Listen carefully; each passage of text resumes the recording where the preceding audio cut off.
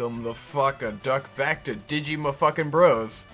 Yeah, we've been talking about our history with Pokemon. We haven't even gotten out the gate yet. Haven't even scratched the fucking surface. No, all we've done is talk about how old we were and how mad we got later. I feel like we've gotten balls deep into Pokemon. Real fucking deep. Alright. So our first experience with Pokemon, the games, right? I got Red, you had Blue sometime later. We got way into it. We had the plushies. The plushies were our best friends in the world. Oh yeah. All we did was fucking hang out with these plushies. We had them with us at all times. I never forgave our grandma because she wanted to wash my Squirtle one time and she decided to hang dry it. Oh yeah, that's why it became thin and like weird, and it got like all those little like fuzzies all over it, and she ruined my Squirtle. I still have the Squirtle to this day. It's still in my bed. Right. And like, but I was devastated, and I never forgave her for ruining my Squirtle. Yeah, I think like 50% of all your ire towards her over your entire life has probably been the result of it. Possibly. That was the beginning of the end. I've never gotten along with Weavile.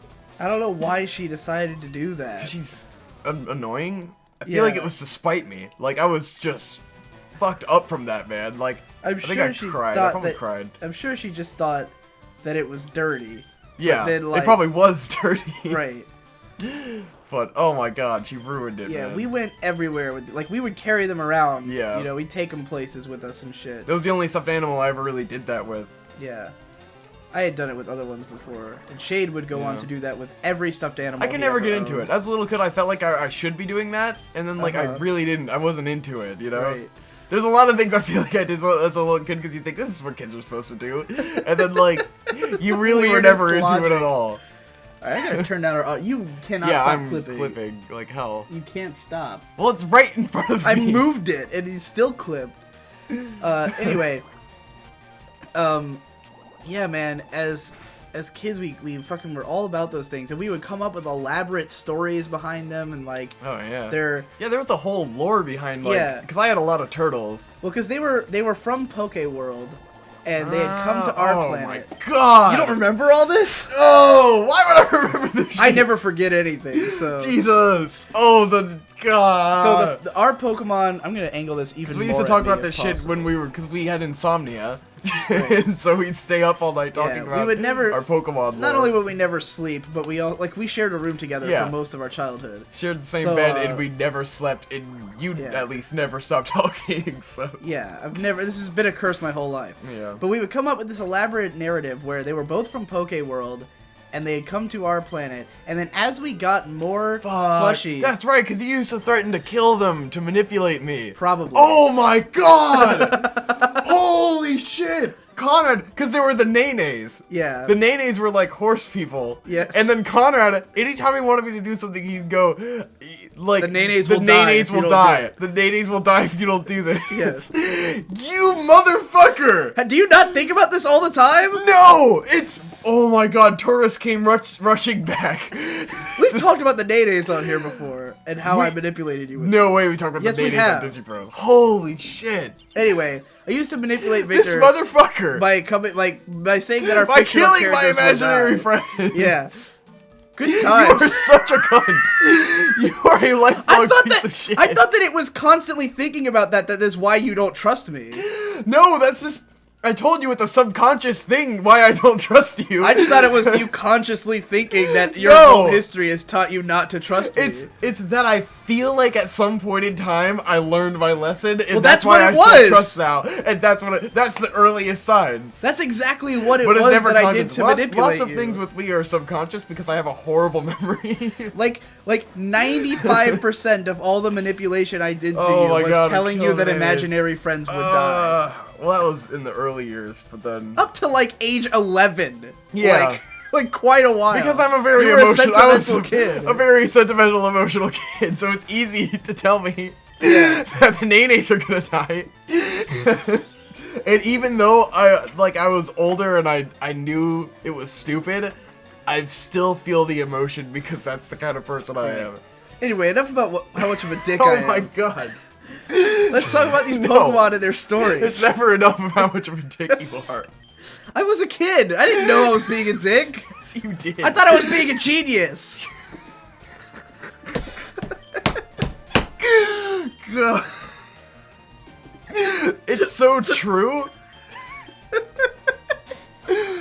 I didn't know I was being a dick. I thought I was being a genius. Victor's like having a like he's at the psychologist's office fucking right now. melting down. Just God. The depth of my emotional trauma. Anyways, so oh my God. the Pokemon that we had, we would continually get more plushies that were sort of related to them. And so they would grow, we would consider them to be part of the family. Like, I had, at one point, we won this, like, enormous Charizard. Yeah. At like a fucking Busch Gardens or something. Enormous, awesome, but also shitty. Yeah. Well, the thing about this Charizard is that it was full of pellets. And it was like, it was really big, but it was like really stiff and immobile. Yeah. And very quickly started getting holes in it, and it would just bleed pellets everywhere. So that shit was awful. So it very quickly like fell apart. It deflated. But we still, I mean, it's still around. It's in a fucking trash bag in the attic because it's in a trash bag because it has so many holes in it that it like. But my mom will never throw away anything that was remotely important to us at any time. So of course she still has it. But there was the Charizard. There was like a much bigger, weirder Charmander that was like the older brother. And then like I only had like a few, but like Squirtle, because Victor was obsessed with turtles. So we would get like all kinds of little Squirtles and stuff. Yeah. We had a little Blastoise, and then we had like every... He was also full of pellets, so I think we stopped playing with him pretty fast. Yeah, but he was not nearly as destructible as the Charizard. Yeah. But then like every time Victor got a turtle plush, then that would be a part of Squirtle's family. So there was like Shelly, his sister, and then Shell B, his other sister, Buddy, like all these turtles that were all in the Squirtle family. And the story was that they were from Poke World and that there was a big war in Poke World. Of course. And all of the members of the family who we didn't have, because neither one of us had we never found a Wartortle or Charmeleon because they never made toys of them. True. So the reason they weren't on Earth yet is because they were still fighting in the war back on Poke World. And that's why we didn't have them yet. And then they would write letters back to Poke World. Aww. And we would like read out the letters that our Pokemon had written. But I think I would have to come up with your letters because you weren't like creative enough or like able to like articulate it well enough. So like I would write I would have a letter and then you'd be like come up with one for me and I'd do that. Very cool.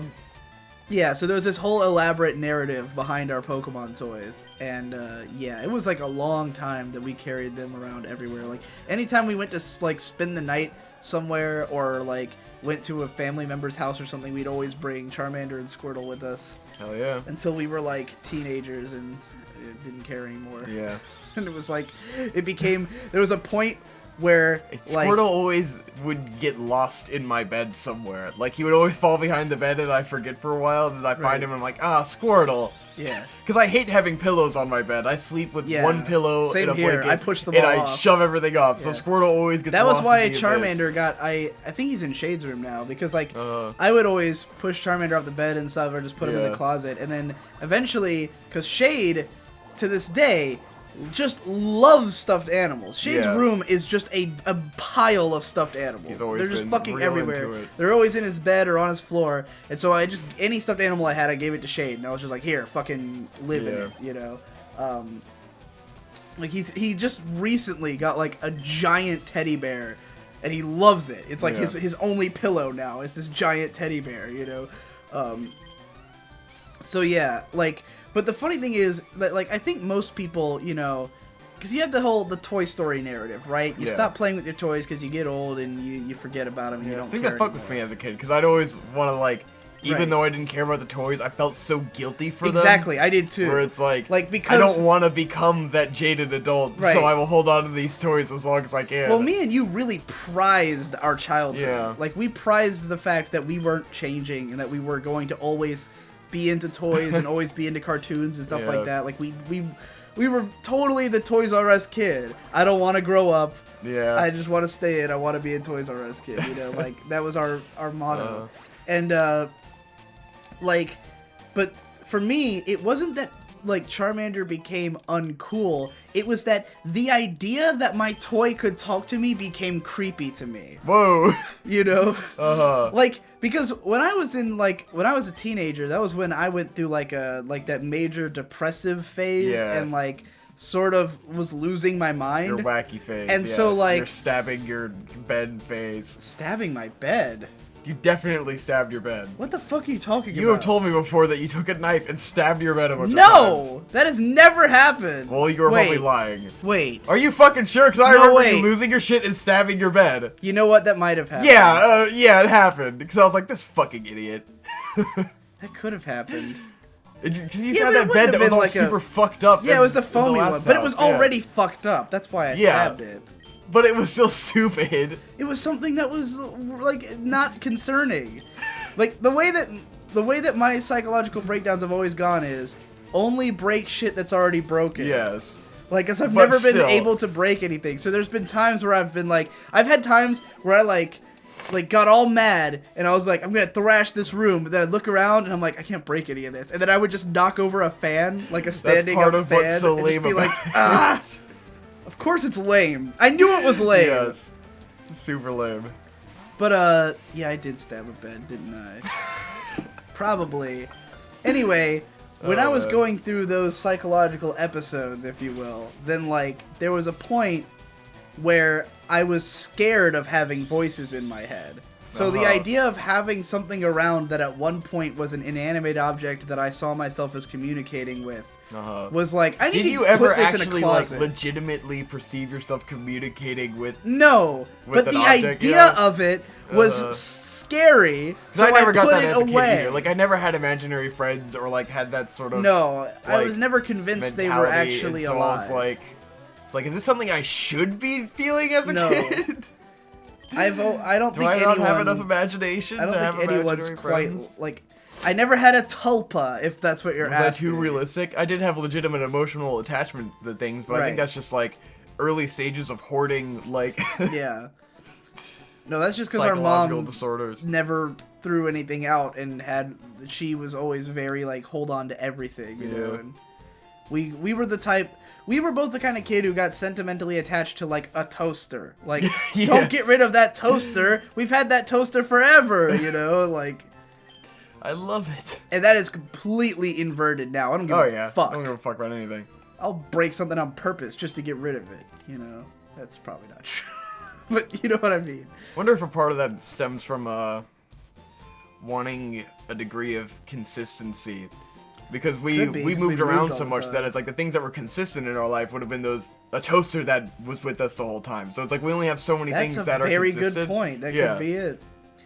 What Pokemon is there a Pokemon I can catch down here that's cool? I remember grinding here before and I don't remember who it was for. In spite of me having had Charmander as my favorite Pokemon, I had started Red with Bulbasaur, and so I was like, that was my Pokemon for the longest time. And in Pokemon Red, I don't remember much about like actually like getting through the game. I do remember that there was like basically the older kids in our neighborhood, we would always have to get them to get us through the caves. Like I could not beat Victory Road. I could not find my way through Victory Road or through so hard to navigate in the original games. Or through it's really not. Like, I played through Fire Red pretty recently. Well, I remember in these games it's easier because it's in color and shit. Like, in the old games, nothing was distinct. Like, it all just looked like this fucking mess. And, like, it all looked the same. But it's not that big. See, the thing is that what I know now as a gamer... I remember getting lost because I couldn't find my way around because... What I know now as a gamer is that all you gotta do is, like, it's kind of like the find a wall and stick to it rule. Like, all you really have to do is... go into every room and then you'll know what every room is, but I would never be able to remember what every room is. This is the museum. I don't want to go here. Fuck you. In the back is where you'll get the fossil like transformed into a Pokemon. Oh, is that here? Yeah, it's right here in boop boop boop. What is this, Pewter City? Yeah. Let's fuck up Brock. Let's fuck him up. You got a Squirtle, so this should not be hard. Anyway. One trainer. This guy says you're light years, 10,000 light years from facing Brock, and then he tells you that light years are a form of distance, not a form of time. What? Did not know that because Pokemon was educational. Holy shit, Pokemon! You're teaching the fuck out of me. Pidgey is not a good match against Geodude, you fuckwad. Oh man, what am I gonna fucking just over level my Squirtle? You're gonna immediately get fucked because Geodude is going to kill you in one hit. Oh man, he's level 10. Oh my god. You're level 10. You look at the damage you're doing, you fuck boy. Oh wait, no, I know what to do. No! No, watch this shit. No, awesome. no, I don't want to watch this. No, this is gonna be great. God, you're killing me. Look, man, this is how you evenly level your guys. Lisa. I just had the revelation like 10 minutes ago that I play Pokemon the way I play Fire Emblem. Which is to make sure my team is evenly leveled at all times. I do that too, but not like this. I would have just put Pidgey out the first turn, then switched him with Squirtle and killed him, and they would have both got experience. Nah, Pidgey would have leveled up. No, Pidgey needs all the experience. And then I would have sent Pidgey back out and done the same thing in the next match. Well, I'm not gonna do that They'd because get I even want Pidgey to They're learn. The same level. You're not doing anything. Switch him out. Okay. Holy fuck. You can't tell my Pidgey what he can and can't do. He can beat a Geodude if he wants. I cannot watch you fight Geodude for 10 minutes. Don't fucking shame my Pidgey. On the first gym. Motherfucker. Jesus Christ. Do you know what that's doing to my Pidgey's self-esteem? You don't want to be like Aaron with his B-drill and make everyone hate you. What did he do with the He never stopped using it. He still got B-drill in his party at the end of the game. I mean, was it doing good or? No! He insists on using it because it's his favorite Pokemon. Really? So he won't take it out. I love finding that person whose fucking favorite Pokemon is the weird one, like Beedrill. There's a lot of people with Beedrill as their favorite. Really? Because it's fucking cool it's looking. Fucking bee, like who cares? It's a Beedrill. So? It's got drills for hands. It's so like you feel like there's a million of them though, so it's just not cool. What the fuck does that mean? I don't. Look at this. Every Pokemon I feel like there's a million of them. It's just, it's mindless. Jesus I've watched Pokemon. Sandshrew. What? He's using a Sandshrew. He's supposed to use Onyx. No, it's not. You're not fighting Brock. You're fighting fucking Camper, whatever. I zoned out. Man, fuck this guy. Oh, Jesus Christ. What an asshole. You're Anyways. Sandshrews. What the fuck was I talking? Now, actually, Pidgey would be good against Sandshrew because he's a ground type. Oh, true? I mean, wait. Wait, what? No.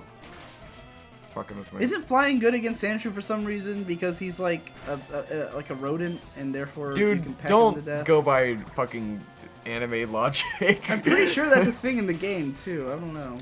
I'd have to look it up. Maybe not, because he's like they can burrow. I don't remember the logic with Sandshrew.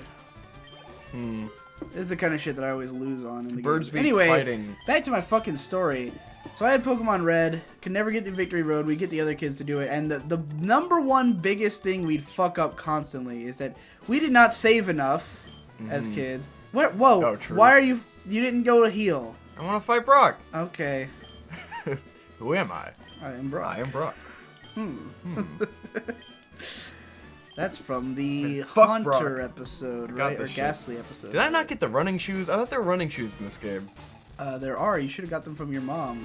Wow, beginning. Mom, you bitch. You probably didn't. Maybe I was go supposed to go back to talk to her after I got the Pokeballs. Probably. Well, Dumbass.